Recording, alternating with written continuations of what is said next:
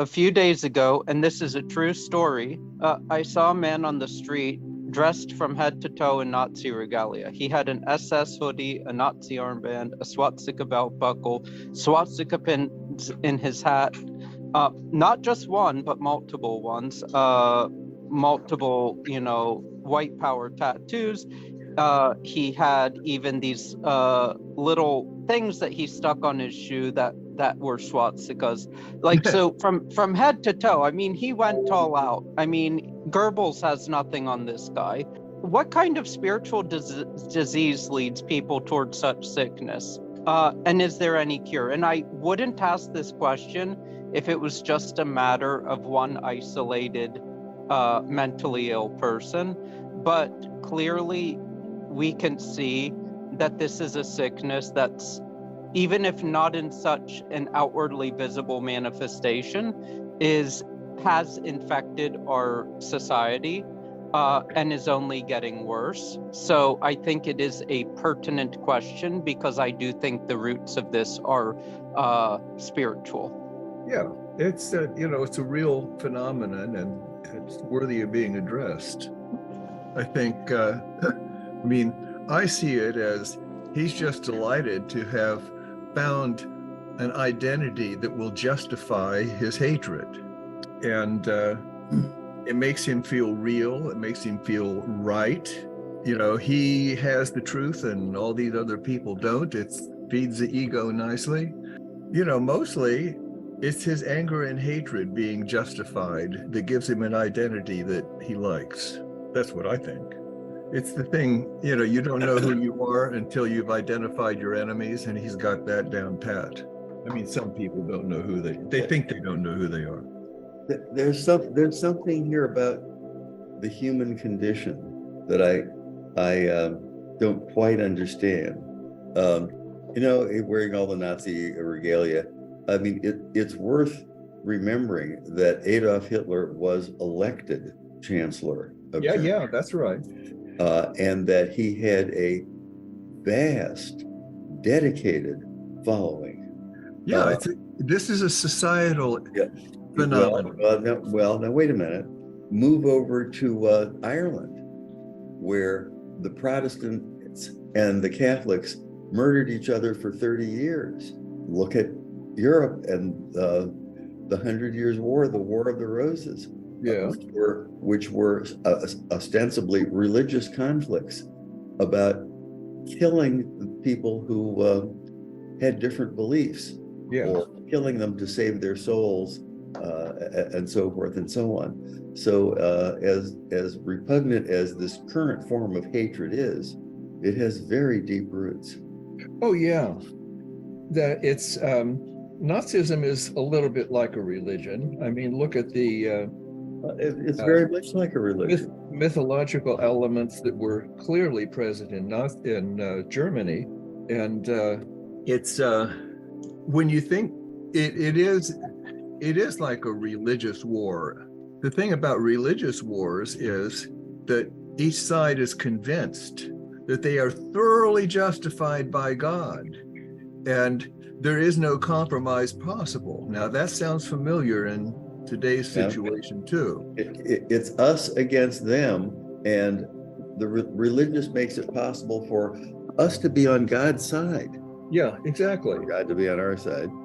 Yeah, exactly. I mean, we never have been and I'm not terribly into whatever the motivations of the Nazis were, but I have found very little in it about God. No, but it's the same kind of higher purpose that Hitler appealed to, the destiny of the Germanic people or whatever. Well, of course, the French, the reparations of the First World War. Yes, that was part of it, certainly. Yeah. Oh yeah. Draconian. Oh yeah. And it was easy to you might say enlist the public support. Yeah, he had real material. I have a stamp collection from German stamps of the period. They had to keep increasing the value of the stamps to where it was because of the money was inflating so much. Oh yeah. That in fact they had, you would take a wheelbarrow full of stamps to go down to the post office to mail a letter. Yeah. They were in the millions of marks. Yes, if Seda Bahia gets around to joining us, she will tell you what life was like in Germany. Yeah. In the 40s. Yes. So I mean, it was a disaster waiting to happen, I think, because it was easy to gather the support of those people because they were feeling helpless. Yeah, no, I agree with that. Agreed.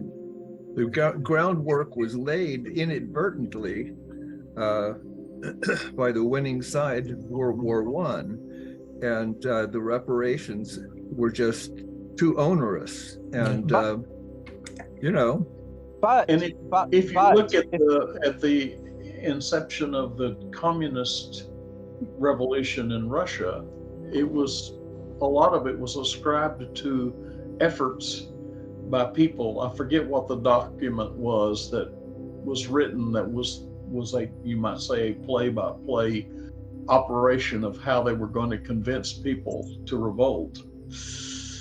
And so and the First World War itself, if you look at the result of it, was in fact the elimination of most of the noblesse. The nobility, or the in the sense of virtue, or the nobility in terms of class? Well, either way you look at it, but if you look at the assassination of the Archduke, of the person in who was the king and the queen in Middle Europe. You mean Archduke Franz Ferdinand? Yes. Yes, and I don't think that they were autocrats. I mean, they were doing most everything they could to, in fact, help the plight of people in their provinces. But the overall result of the First World War was that nearly all of the noble houses of Europe and Middle Europe were demolished. The only ones that survived were people like, who was the one who kind of halfway sided with Hitler just in order to prevent the communist revolution that was occurring in Spain. We're sort of getting into the history, but the question is, I think, we're specifically about Nazism in the United States, and or anywhere. Or anywhere. And the thing is, I think I want to get back to where Sheikh al-Bashir was going with his line of thought, because that's sort of what I wanted to get from this, because, you know, there's a reason why, let's say, the communist revolution in Afghanistan failed. It failed because it was ostensibly political and not religious. And there's a reason why the Nazis were able to take hold of power and keep hold of power for so long, even when everyone knew that the war was not going to end well. And that's because they had a spiritual hold over the people. And there's a very fascinating book talking about this, you know, that there was this French woman who converted to Hinduism and basically became Hitler's priestess. And so, I mean, that's actually where the whole, you know, concept of the logo of the swastika came from, actually from this French female convert to Hinduism who was also a radical white supremacist. What was her name? Savitri Devi. They are not responsible for the origin of this traditional symbol, the swastika. But I never said that. I said no. They took the traditional symbol of the swastika and reversed it. Yeah, right. And it was present in India for a long time as a traditional symbol. It's a traditional symbol. Right. What I was saying is that they were responsible for its use by the Nazis, not that they were responsible for the traditional symbol. It's adoption. They needed, the Nazis needed a pseudo-religious kind of thing to get the kind of fanatical followers they wanted.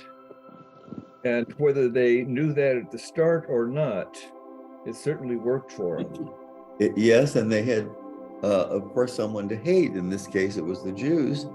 and they spun out propaganda about how the Jews were pedophiles and actually ate children. Oh yeah, well, yeah, but it wasn't just the Jews; it was anyone who threatened the alleged superior identity of what people today call Western culture. Well, and interestingly enough, I mean, there's plenty of examples of this, along with photos from the archives, where there are people that couldn't be more Aryan that were killed for being Jews because they happened to be ideologically against the fascist ideology. And so it was very easy for them to say, oh, this person's a Jew, or this person's a communist, or this person is a gay, even if those identities didn't fit the person, simply because once they got power, as Shaw says, absolute power corrupted them absolutely. Right. Well, after a while, the name of your enemy becomes just a word in a category and a signal, kind of like woke, which doesn't mean some particular thing. It's a category, and Jew means the enemy, so your enemy is Jew. Your enemy is also. Another thing they did that's being done here in this country is that they're re-educating children. The Nazis did. Who's doing the re-educating? They were re-educating them to perpetuate their aims. They were. Yes, absolutely. And the communists did the same thing. And that's happening right now in this country. Yeah, I don't know. We may disagree on who's doing it, but there's always. Well, there ain't just one doing it. Well, maybe not. There are always values and belief systems and things like that people want to inculcate in their children, and then in the next generation. Usually these things work themselves out, but once in a while it turns into a big moral scare. Things get crazy. I mean, that's happened in a variety of ways over history. I mean, look at all the fighting over. Got under most people's skin was that were teachers who were in fact getting children to agree to sex operations without telling their parents. That actually happened without parental permission. Yes. That's not legal. I know it's not legal. It's never been legal. Nevertheless, it was happening. I think that's a myth perpetuated by right-wing media. I think it's a myth perpetuated. I've talked to a lot of people involved, yes. When you can't do anything else to get people motivated, you say, we're protecting your children. This is an age-old scam. Yep. And I don't, I'm not saying our children never need protection, but when people start saying, oh, it's for the children, think of your children. That's why they wanted to censor the internet. That's why they sent the tanks into Waco. It's always to protect the children. Yeah, that's right. It's always for the children. And even if there is some isolated incident of something happening, you don't need to take that isolated incident and draw some radical conclusions from it. So for instance, just yesterday I saw on the news that some man in Tennessee who was the manager of a Hilton hotel was arrested because he woke someone up by sucking on the customer's toes. Well, next thing you know, what are you going to see? That there's a radical conspiracy of democratic hotel managers that want to destroy people's lives and livelihoods by going into their hotel rooms and sucking on their toes. I mean, this is the kind of ridiculous scenario that I expect to see, partially because I think they don't teach logic and critical thinking in this country, and so and that's the biggest problem. If we want to protect our children, let's teach them logic and critical thinking so that they're not so that when they are exposed, and they will be exposed to lies and falsehoods from all sides, that they at least can make informed decisions about it. Logical and critical thinking. It would be nice if people knew the difference between a fear and a threat, a fear and a danger. Just because you feel afraid of something, that doesn't mean it's really a big danger. It means you're judging it based on how much you fear it. I'm surprised at how many people take your viewpoint that really have not been involved in the school systems very much. My mother was a teacher. I heard a lot about it. My mother was a teacher. So is mine. So, well, that's what's wrong with this. That's what's wrong with this. We've been indoctrinated by pedophilic teachers. My mother wasn't a teacher, but I remember when between my junior and senior year in high school, a friend of mine had read the book Exodus by Leon Uris. I read, and it starts with a fairly long description of the Jews in the ghettos of Warsaw, and then gives other details about the Holocaust. And I remember when I got to the end of the book, or some point, I thought, well, why? I mean, I've been in public school now for 11 years, and I've never heard a word about it. It's never been mentioned. My parents never mentioned it. I haven't read anything about it in history books. Never had a teacher. Where did you go to school? Well, I went to San Angelo Public, junior public schools. Yeah, because I mean, I heard about it, but it wasn't emphasized. I mean, who wants to dwell on something so awful? I mean, I understand. I remember hearing about it. I read the book and I also saw the movie. So I don't know. It wasn't because the information wasn't available. Well, that's right. No, I remember hearing about it. I remember it was in 8th grade. I remember it. Yeah. Well, the thing is, information is always available. It's just whether you actively search it out or you expect to make all of your conclusions based on what falls in your lap. And most people cannot. They don't have the time to, even if they wanted to acquire the information that they really ought to have.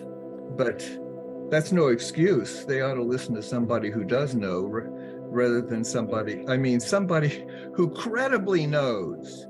When I hear somebody talking about something that's a danger and we need to limit people's rights because it's such a danger, they have the burden of proof that there is a clear and present danger, and to demonstrate negative outcomes that are specifically linked to that thing, and not just, be uneasy about it or, be afraid that heterosexuality is under threat because we acknowledge that. That's what the problem is. I think the problem is thinking that somehow or another it's a good idea to change children's sex without telling their parents. And that's, No, it isn't without telling your parents.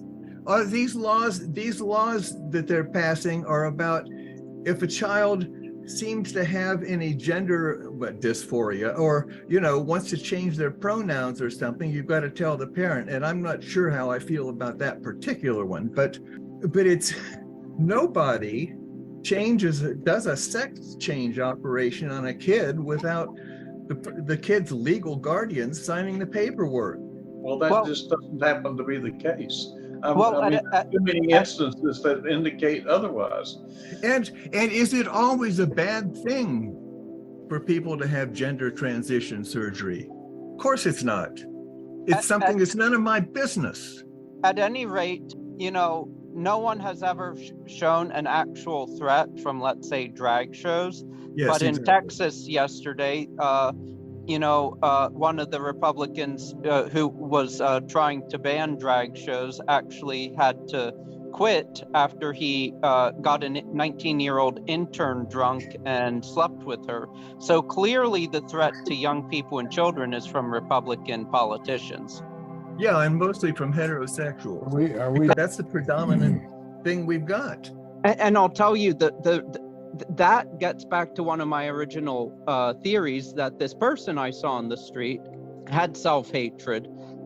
Hitler clearly, there have been enough books written about him from psychiatrists and historians, had self-hatred. Oh, yeah. Very many of these Republican politicians have self-hatred. Very often the case is that these people that are against, a person of a particular identity are actually of that identity. Maybe they're, gay themselves, but they're so repressed because of their fundamentalist Christian upbringing that they, instead of, accepting it, that they actually go out on a limb and espouse hatred towards that group of people. It's not an isolated incident. It happens again and again and again.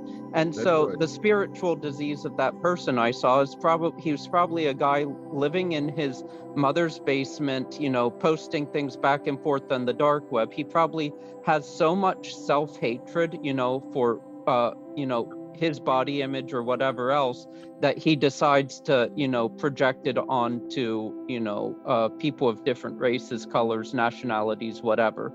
And you know what? The first thing people do is they need to practice some introspection. They need to look in the mirror and perform some self-examination. Yeah, I wish you could force people to do that, but you can't. Oh, don't worry. We'll get around to it here before long. What, the introspection? Ha! I don't believe that for a minute. People aren't interested in it. I think it was it Donald Trump? Somebody asked him about introspection, and he said he didn't have a use for it. I can't remember, somebody. People who are looking outward all the time are not going to be interested in introspection. They don't know themselves.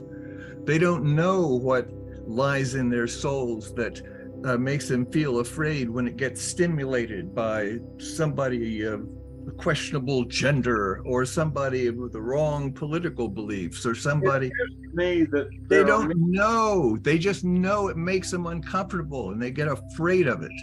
It appears to me that there are many scenarios that are being propagated through the media and other sources that there always are.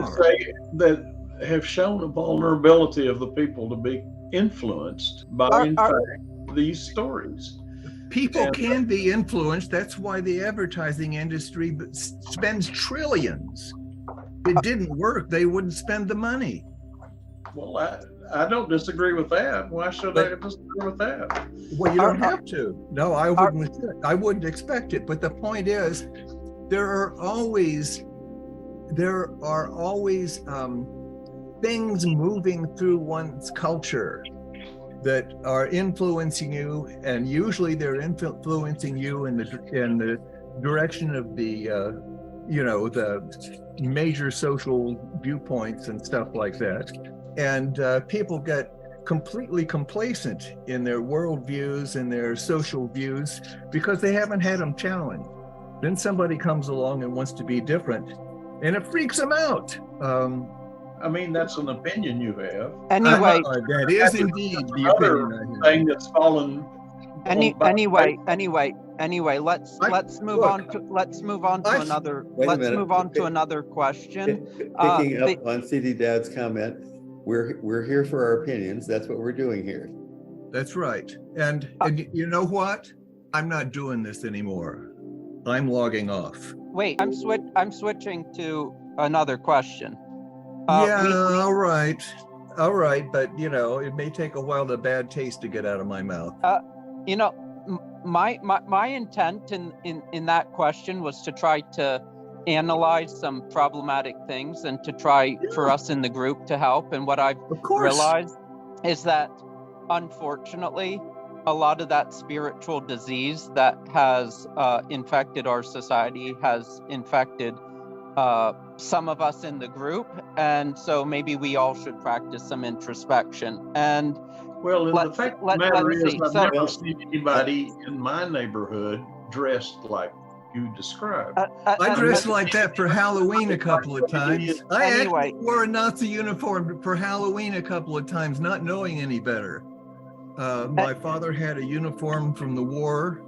And I wore it around, and I thought it was really great because I was historical and everything. And I just shudder to think of the Jewish houses whose doors I knocked on.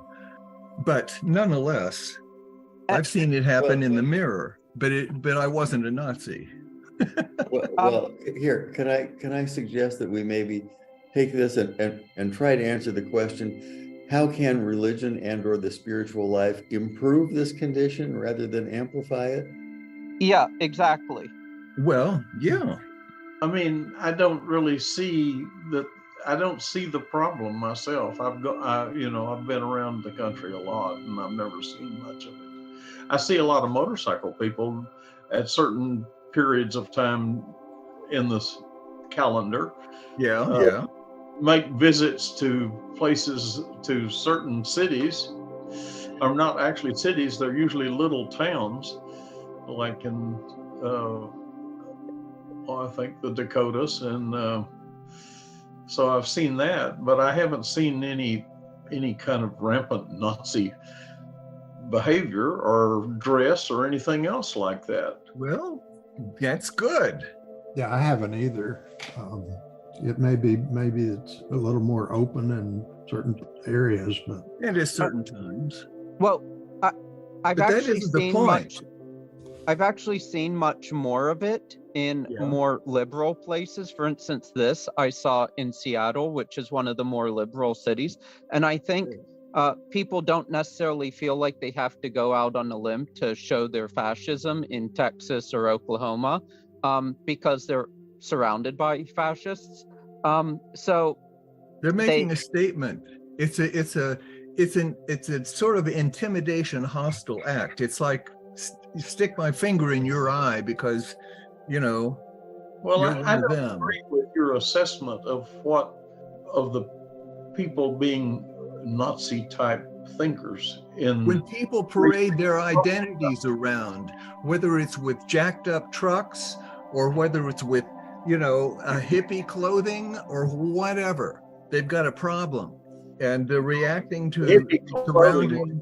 Didn't have much to do with the Nazi things. No, it isn't specifically Nazi, but it's part of the underlying problem. The problem occurs when people have political affiliations based on identity rather than philosophy. Exactly. People don't know who they are. They think they need somebody, some external something or other to connect to tell them who they are. Projecting a story here that I don't see the foundation for it. But at any rate. It's not just Nazis. I've seen this in human populations my whole life. I've caught myself doing it. Wait a minute. C.D. Doubt, you don't see white nationalism as a force in the country? You don't see that? I see it in certain kinds of, but I don't see it as specifically white. Oh boy, it's not only white, but boy is it when it is. I mean, right now we have a group demonstrating in the California legislative houses for reparations to the blacks. Something like $30,000 a year. Well, most of the whites don't make that much. Well, that is, I mean, that's that whole reparations thing is something that's worth considering. I don't know about any particular solution, and maybe there is no particular solution, but we have to at least face up to the fact that they kind of deserve some kind of reparations, at least in the abstract. Well, I just sent everyone a link on chat, and if anyone thinks that rampant white nationalism and fascist ideas have not infiltrated this country, that link will prove you wrong, because they're a fascist white nationalist magazine that gets donations of millions and millions of dollars a year from thousands and tens of thousands of donors in order to spread their gospel of hate. You say that. I would have to see the proof of that. Have you done your own research on this? Have you actually investigated? I know what magazines appear in the magazine rack. And magazines? I'm not talking about magazines. I'm talking about churches where people preach sermons about this crap. You can find in this country, you can find an isolated few instances of almost any kind of thing that you care to support.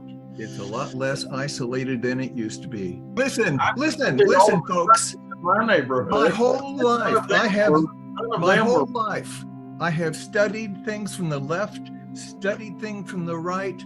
I've read Southern racist literature. I've read, weird commie literature. I see what's happening. I see the balance between those things has shifted, It's not the way it used to be, but nothing new has emerged. It's always been there, but now it's being used for political power. It's just that people's virtues and vices never change. People's tendencies don't change. They've been around forever. You can come along and appeal to somebody. Then what is there going to be done to solve it? Excuse me. Right now, this is fruitless. It is. I asked this question in order to provide some help for people, in order to try to find a solution for healing. All of this is leaving a bad taste in my mouth. I don't like the way this is going, and I'm going to have to put an end to it right now and switch to another question, unfortunately. And that's, to what extent must we honor family and blood ties, even when those ties that bind us are making our spiritual or corporeal lives difficult? Let me look at that one. Family ties and blood ties. Family and blood ties. These are, you use both because both family and blood. Include adopted children and. Sure. I'm just basically, thinking of, honor thy father and mother, or various things in Islam that say that, the most important thing is, even above religion, and though there's some questions about whether that hadith is valid, but it says, even put, honoring your mother even above the practice of the prayers. But there's a place for that. Yeah. Right. But what if, your family aren't good people? To what extent must you honor them? It seems, not to get into the last question, but it seems a lot of the problems we experience today are because we put the family, the tribe, the identity, the nationality above, as Sheikh Al-Bashir said, the philosophy or the religion or our internal spirituality and internal growth. Right. It's the tribal thing. But whether it's your immediate family, your extended family, or your fellow citizens, if the ties that bind us to those people are a spiritual obstacle that we can't turn into a spiritual growth opportunity, then we just throw them away. We just walk away from those people. Who needs it? You don't do it with hatred. You try to love them. You try to understand them. You try to, do what you can. But at a certain point, you just say, I'm out of here. This blood relationship is, it's of no use to me anymore. Well, it seems to me we're getting exercised about a problem that I can't really relate to. Oh, all right. Well, wait a minute. Are you saying you do not see American political affiliations based on identity? That's not the point. I'm thinking it would seem highly normal to me that parents and children would be fairly close. They should. That's a normal way. But it's not normal to be on a serious spiritual path. It's not abnormal to have a religion.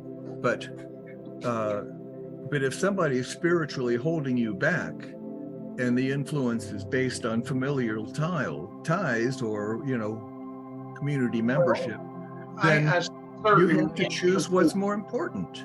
I see certain instances of people being held back by what you would call an attachment to a particular tradition or religion. Yeah, Calling it a tradition that makes it impossible for them to view other traditions.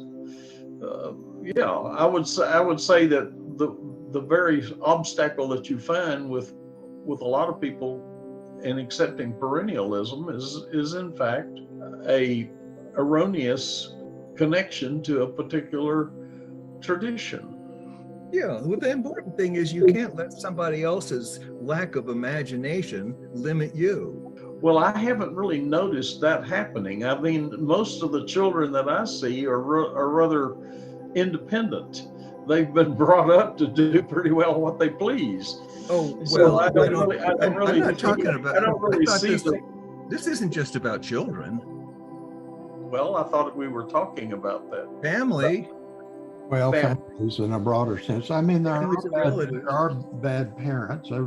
I didn't have some, and maybe we had, but there are some, and just being a parent doesn't necessarily make you a good person.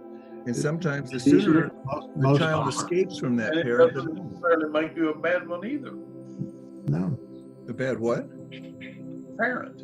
Oh, So well. it doesn't necessarily make you a good parent because you have children. It doesn't necessarily make you a bad one either. And it's not because you're a parent that you're bad either. You have your problems, and then you have kids, and it doesn't serve the kids' best interests. And sometimes the kids will suffer from the problems of their parents. Well, I suffered from some problems, in my family, and at a certain point, I almost completely said goodbye, and then I came back and gave everybody a hug, I mean, but I needed to go away for that time. I mean, for me, for instance, if you notice my name today, it's country music Weltschmerz. Like, what's country music? I lost my dog, I lost my home, whatever. What do I do? It's like, my parents invite me to come and stay while I'm looking for a place to live in New England.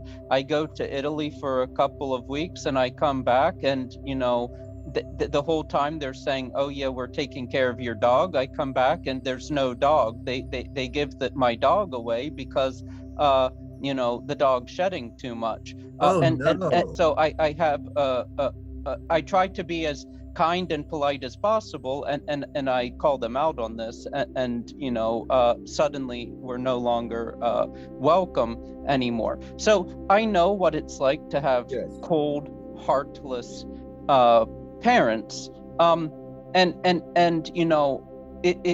this question is partially personal in the sense that I, on the one hand, as a serious member of a spiritual path, I truly want to do what's most spiritual and best. But on the other hand, a certain part of me is, even though there's no external manifestation, internally I'm consumed with rage and sadness.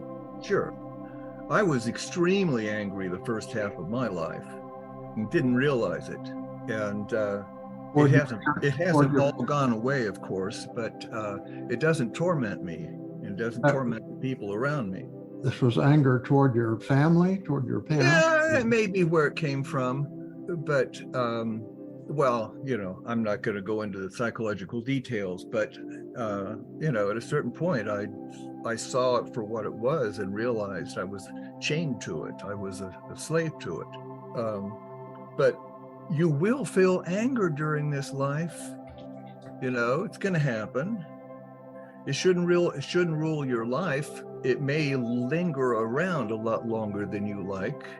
Then, you'd like it to go away faster than it does. But I don't know. I mean, good Lord.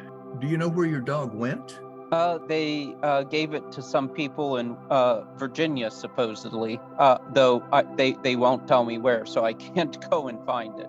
Oh, geez. That is despicable.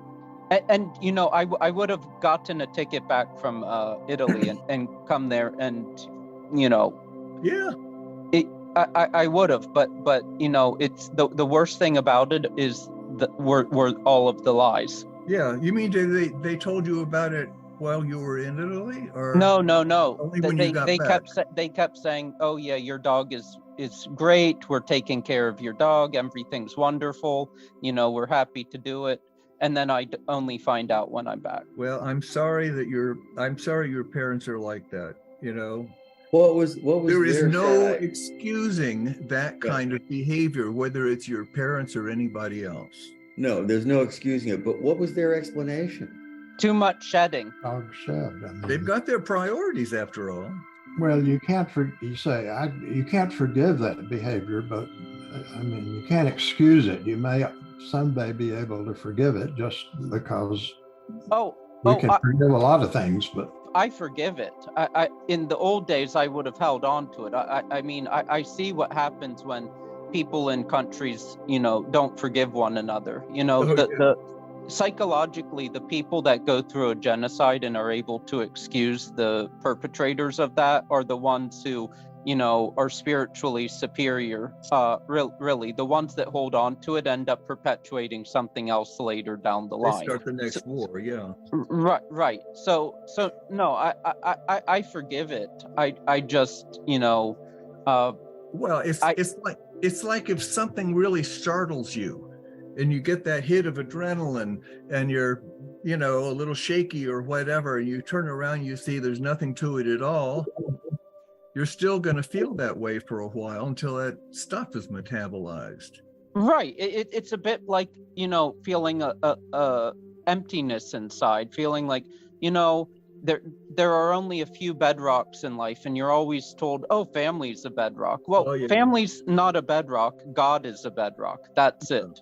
Well, the love that you might experience in a family can be a bedrock, but not every family is very good at nurturing. Most do pretty well, but you know, there are a lot of people who should never have had children. Now, on the other hand, I'm glad they did because you're here. But there's some people that are completely unqualified to be parents, and some people maybe even unqualified to be human beings. I don't know, but that's not my business. That's not up to me. And by the way, what is a traditional form? What is Weltschmerz?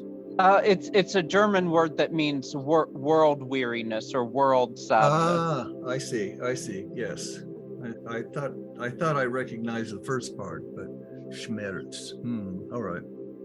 I know all of my family, all 23 of them, seem to be quite happy in the environment that they're in, as far as the church is concerned and as far as their families are concerned. And I really don't know. I'm not familiar with the problems that seems like you're talking about. Well, you may have to use some imagination or read some stories, but you don't have to. Yeah, there's lots of good thing going with your family. There's nothing to complain about. Yeah, I have nothing to complain about my parents. I didn't have as much to complain about as I thought I did it when I was younger. But anyway, this is I don't know. And anyway, let's in the last few minutes try to do question 3. And we'll do that. Let's see. Eckhart, in one of his sermons, claims that even the soul has no intrinsic reality, but is like the air in relation to the sun. Namely, it is not a source of God's light and life, but simply a vessel or carrier. Mm-hmm. This is somewhat unorthodox, but I find it compelling because it stands up to even the most stringent scientific rebukes of religion.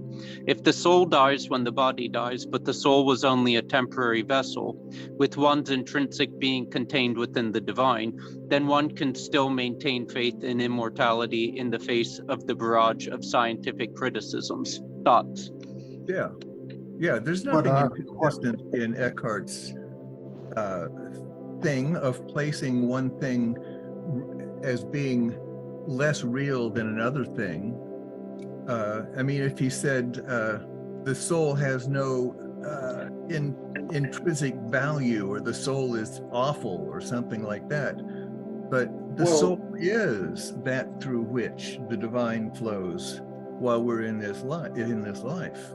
What I don't hear in this particular quotation from Eckhart is I don't hear what the actual definition of the soul that he's talking about.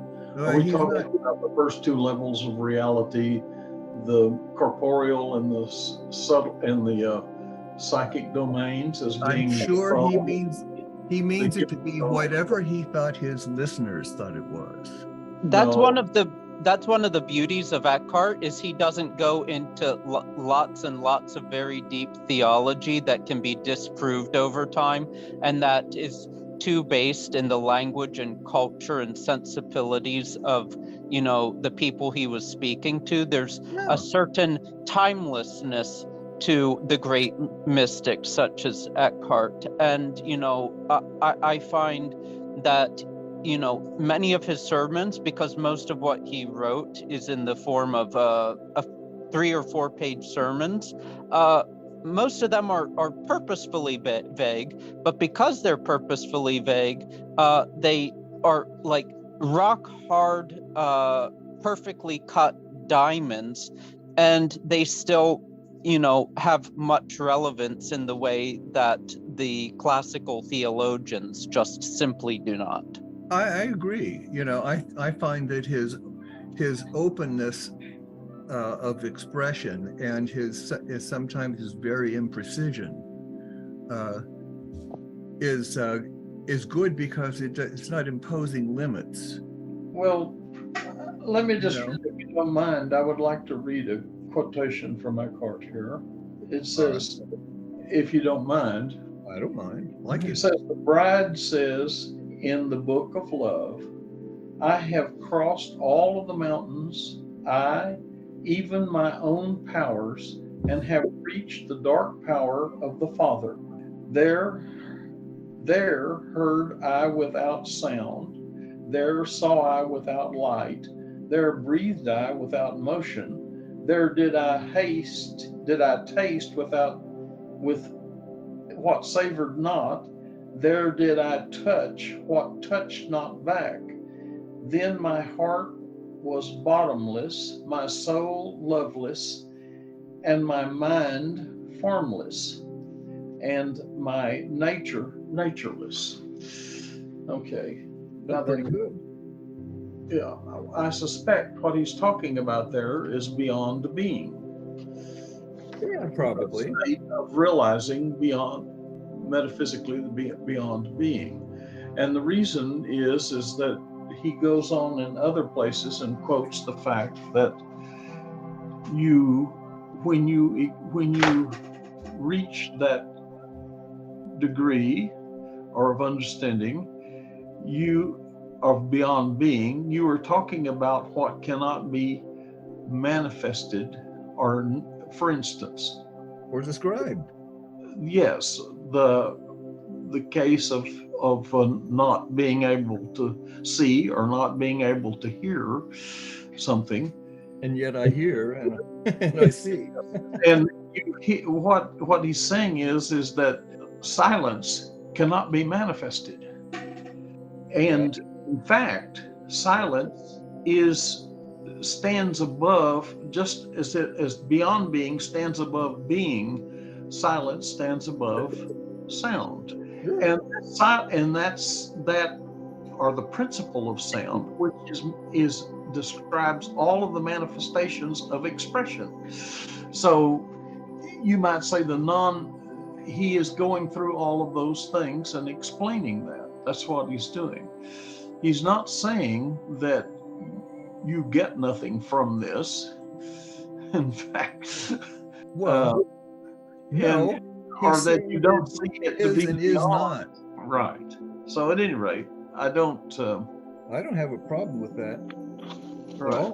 Well, I've always understood the soul is in the intermediary realm, and it's not purely physical, or it's not physical, not corporeal, and not spiritual, but it's sort of in between. It's sort of what connects those spiritual and corporeal realms, subtle realm and psychic realm, whatever, they're different terms for it, but I don't know that it's still a form of manifestation, and it may be at some point individual souls become unmanifest. So it was. Yeah, there are a lot of different ways to understand the soul, and they're all the best attempts that somebody can make. But in Christianity, I've mostly heard soul as being fully individual, but being being eternal versus the body, and but without any subtleties about. Well, I think it's an absolute thing. Whether he's talking about the spiritual domain or the metaphysical domain as part of the soul, that in the thing that she quoted, or is he talking about the subtle domain and the corporeal domain as being the human soul? I think he's stepping outside of all that and just simply saying that in God, all of the things, all of the experiences are really in God, and it doesn't even take my tongue to taste. Yeah. So it's spiritual. It's not metaphysical, but it's it's not metaphysical. Well, the spiritual and the metaphysical are synonymous as far as that level of reality. Yeah, well, he's taking you to the very limit, and he's not intending on giving a precise definition of anything. He's trying to communicate something by suggesting an experience. He's postulated an experience, or he may be reporting it from his own life, and it's an opportunity for those who are listening to try that on and see if it benefits them. Right. Well, I think he's talking about a reality, all right. Of course he is. Reality, but you have to understand what the dimensions of the thing is that he's talking about, or if it has dimensions at all. Yeah. Well, you could fill in the details later if you want. If you want to fully understand, you may fill in some details. On the other hand, you may find that fully understanding fully translates the expression itself. Transcends the expression itself. I really do like Eckhart, but one thing we on the spiritual path tend to do, and I think it's a mistake, is very often we tend to go straight for the big names and the heavy hitters who may have already realized something, and we're staring at the peak of a mountain, and that's maybe not the right thing. You can't, get on the Starship Enterprise and transport yourself up to the peak of the mountain. And so I sometimes think actually it would be better to read, writings of other people on the path, people that are struggling as well with the same things we are struggling with. And, that's valuable.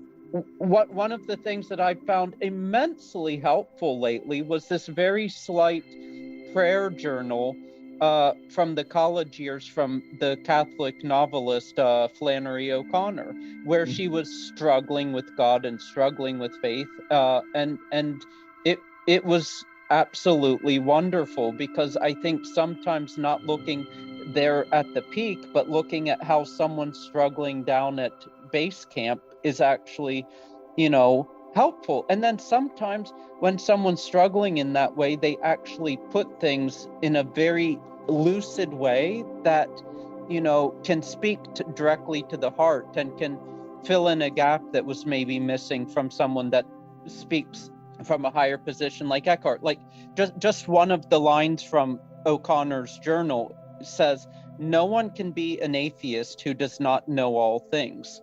Only God is an atheist. The devil is the greatest believer, and he has his reasons." I like That's it. pretty good. Who wrote that? Flannery O'Connor, one of the greatest American writers of the last century.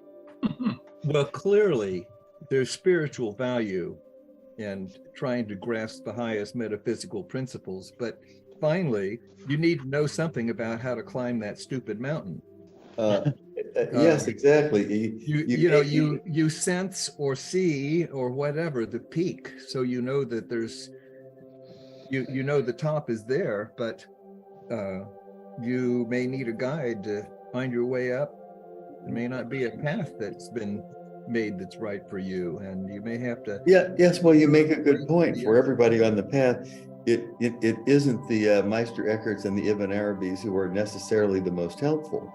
It may be people who are dealing with much lower level or more human or more practical concerns that may be helpful to the traveler who's confronting those very issues. Yeah, or a saint who may be very, very realized, but remembers what it was like, on the way there. If you have somebody just airdropped into a location versus somebody who walked there or drove there, only one of them could tell you how to get there. And one thing we have to be aware of is that serious spiritual seeking is not something that has been written about for a long time in English. And so we tend to think, the Shankaras and Meister Eckharts and Ibn Arabis are all there is out there. But not that long ago, I was reading this very large set of volumes of German Dominican monk's advice to his, fellow travelers. And a lot of it is very mundane, but also very helpful. Like when you're praying and you're distracted by too much gas, what do? And it's hilarious at time. I have to say that he wrote this with a lot of, humor and lightheartedness, but also seriousness. Sure. And, dealing with things that Meister Eckhart and Ibn Arabi never talk about, Shankara never talks about, but things that all of us actually have to deal with in life. Sure, that's important. If nothing else, you hope to get that from a living teacher. But there are a lot of people that have been along the path and learned from it. And it's extremely valuable, especially if somebody describes the experience you're having that you're worried about, and for them it's just a stepping stone along the way, and all of a sudden you feel better and your faith increases. And those writings are invaluable. You can't just read metaphysics. You have to learn how to climb the mountain. All true. Agreed. And while I'm saying true and agreed, the point's worth making because it's all too often overlooked. Yes. And it's of immense practical value. Yeah. And people in their arrogance want to go right to the top or right to the biggest, baddest truth without realizing it's a process. It's an experience. It's an experiential path. Go out there and have your experiences on the mundane level and everywhere else.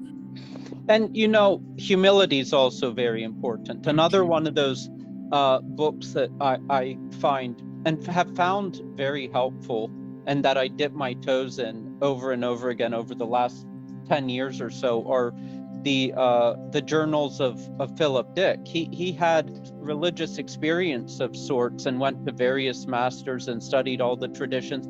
But he had a certain level of humility, and that's what makes his book so valuable. Not that he's the greatest mystic or greatest philosopher, but his humility. The fact that he searches for things, and he's this perennial seeker, and he's willing to, do serious, deep introspection and say, what, this is what I feel. I'm probably wrong, but I'm going to keep on searching the next day. Too often we have people that basically have a confirmation bias, that they have some sort of experience or they have some sort of desire, and they find in the writings of, let's say, a particular mystic, their experience is confirmed, and all of a sudden that's it. They stopped there. Exactly. Yeah. Exactly. It's just pure arrogance to think that you've got it figured out, or that no one has anything to offer unless it's somebody that you already know about. I've gotten a lot of things out of some contemporary writers that have really been valuable on the path. If you enjoyed this video, subscribe to my channel.